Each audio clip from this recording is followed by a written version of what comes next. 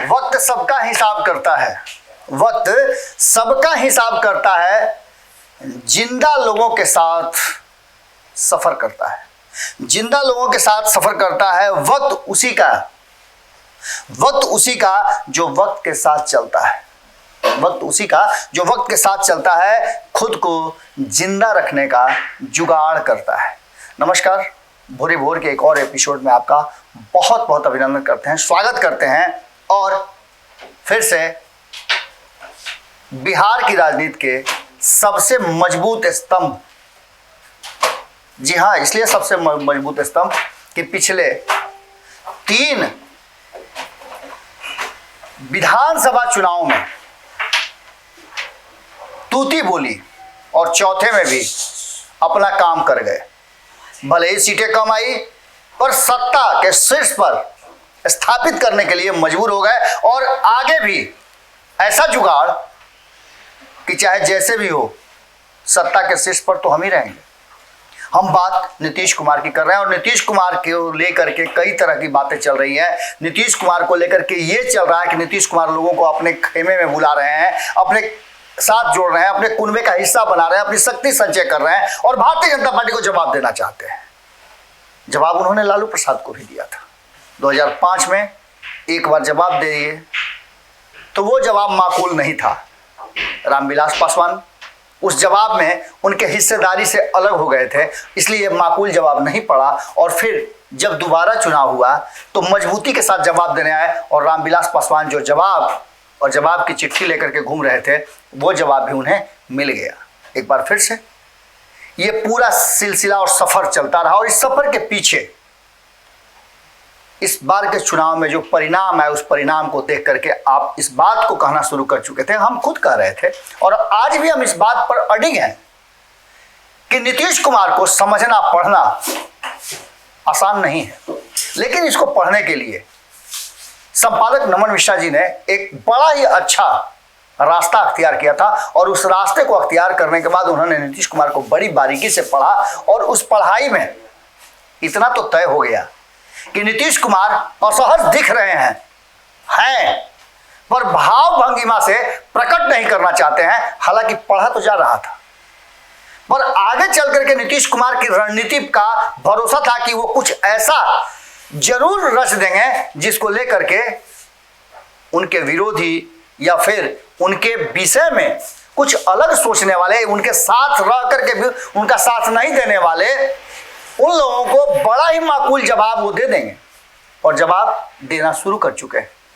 चर्चाएं बहुत जबरदस्त थी, जिसकी चर्चा सबसे पहले भारत लाइव में आपके सामने शुरू की थी। जब नीतीश कुमार से मिलने उपेंद्र कुशवाहा गए थे तब हमने कह दिया था कि ये गठजोड़ अब होने वाला है।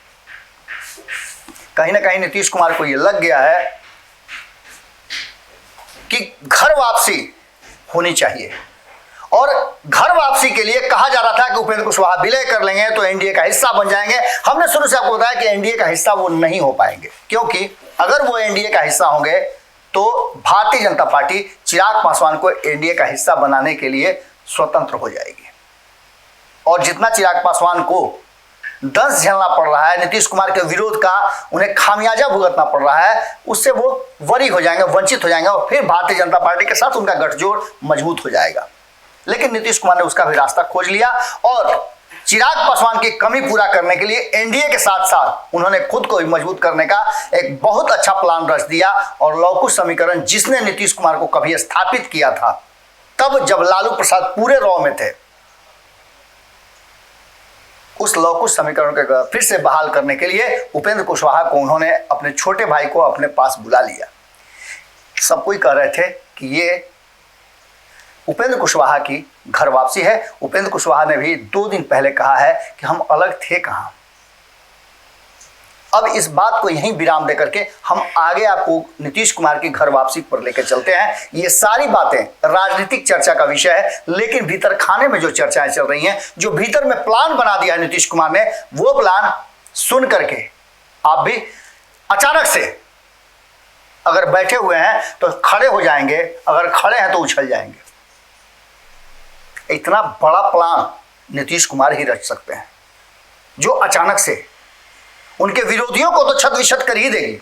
उनके साथ रह करके उन पूरे मनोयोग से नहीं रहने वालों के लिए एक बड़ा झटका होगा, और हो सकता है कि उनके लिए एक बड़ा सबक भी हो और राजनीति से उनकी पकड़ भी ढीली हो जाए। आपको बता दें कि 90 के दशक को याद कीजिए आप। 90 के दशक में बीपी सिंह के नेतृत्व में जनता दल का गठन हुआ और इसने बहुत ही अच्छे काम किए। जब ये पूरी कवायद चल रही थी तो 1988 में राजनीतिक रूप से 6 दलों ने मिल करके जनता दल का गठन किया था। बीपी सिंह को आगे बढ़ाया गया और जितने भी इस देश के जितने भी बड़े नेता थे वो उसमें शामिल हुए और कांग्रेस विरोध की एक राजनीति शुरू हुई जिसमें भारतीय जनता पार्टी भी शामिल थी। 1987 से जो राजीव गांधी मंत्रिमंडल के वरिष्ठ सदस्य रहते हुए बोफोर्स मामले को उजागर होने के बाद बीपी सिंह ने उनसे अपने आप को अलग कर लिया और तब इन सब दलों ने मिल करके एक गठबंधन बनाया, एक दल बनाया, जनता दल। और जनता दल सत्ता में भी आ गई।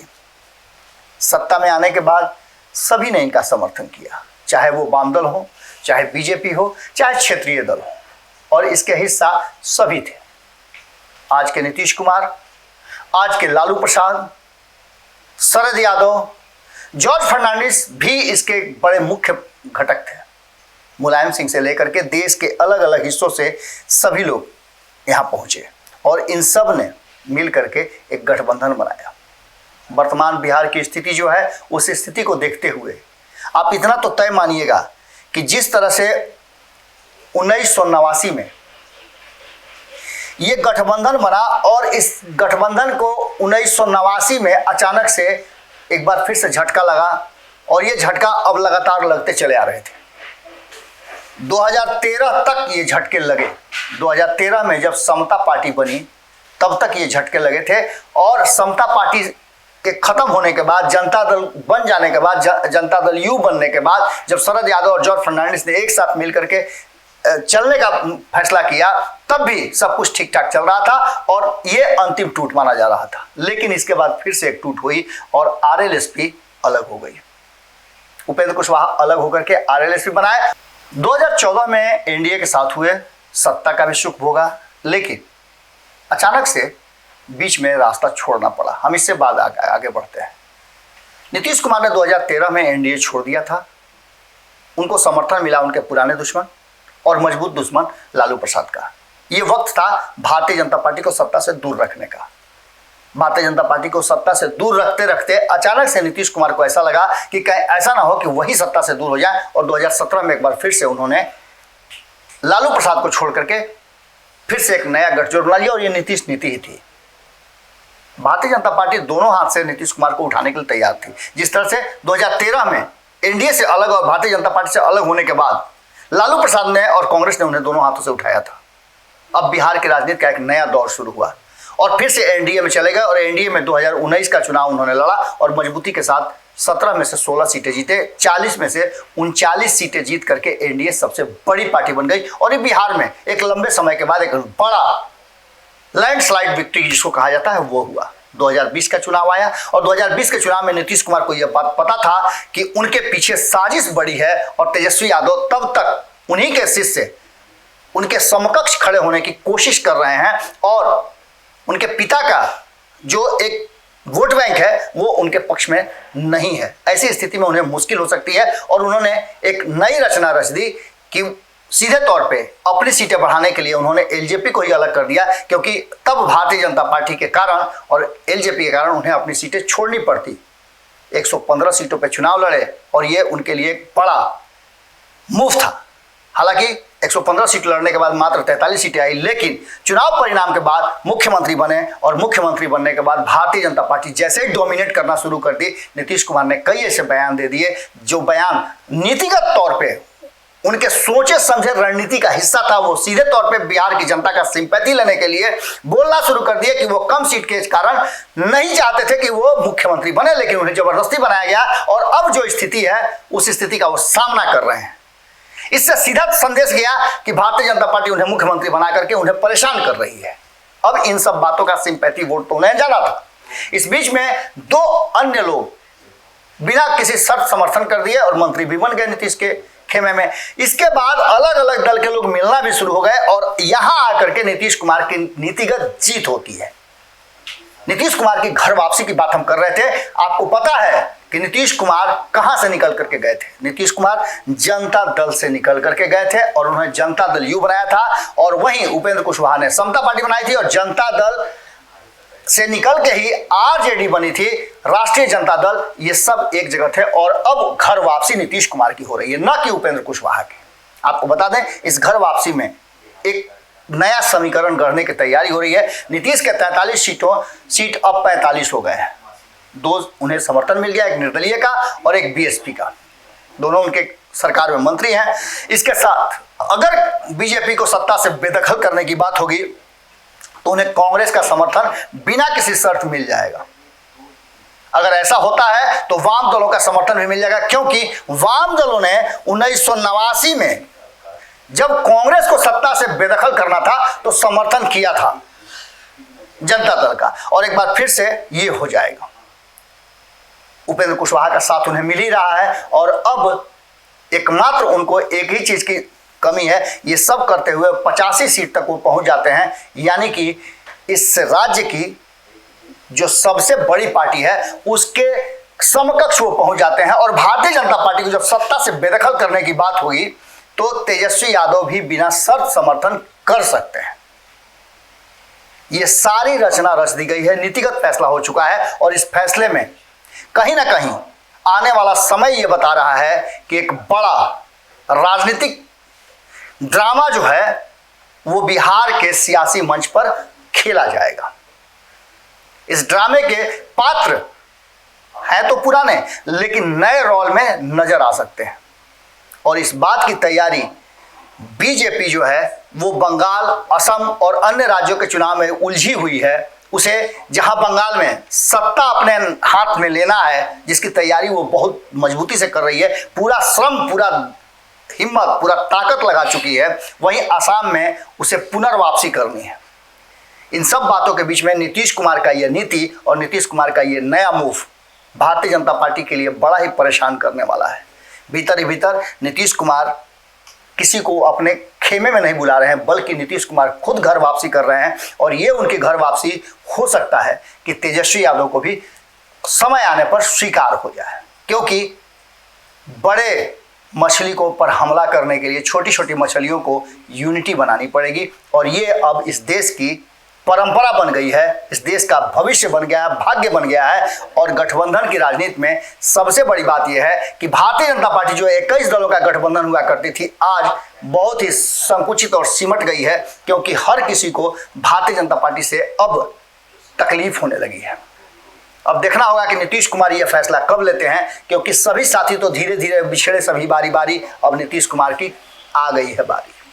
आज के भोरे भोर में यही विराम देते हैं। हम ये कहते हुए आपके साथ जा रहे हैं कि ये विलय अगर होता है तो उपेंद्र कुशवाहा का नहीं, बल्कि नीतीश कुमार की घर वापसी है। और इस घर वापसी में हो सकता है कि पुराने जनता दल का एक नया सृजनात्मक रूप कहीं ना कहीं नजर आ जाए। जैसे कांग्रेस के लिए नजर आया था, वैसे अब भाजपा के लिए नजर आ जाए और नीतीश कुमार उसके मुखिया के रूप में बड़े हिम्मत के साथ खड़े नजर आए।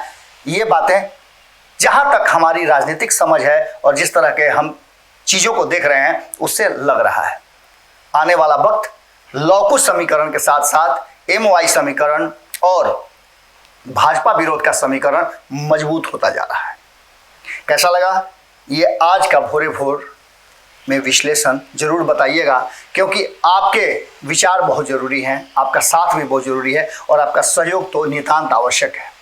यूपीआई नंबर दिया हुआ है, हम आपसे आग्रह करेंगे कि इस यूपीआई नंबर पर आप जो भी चाहें सहयोग जरूर करें। नमस्कार। अगर ये वीडियो पसंद आई और वह बिहार के राजनीति और बिहारियत से सरोकार रखेनी तो सब्सक्राइब बटन दबा के चैनल के सब्सक्राइब कर ली। ओजे एगो घंटी बा, ओकरा बटन दबा देला से कुल सटीक और मारक खबर रुआ मुफ्त में मिल जाई। अगर रुआ पत्रकारिता के हमनी के नया प्रयोग में सहयोग कर चाहतानी तो ज्वाइन बटन दबा दी। पेटीएम नंबर नोट कर ली 9386816700। धन्यवाद।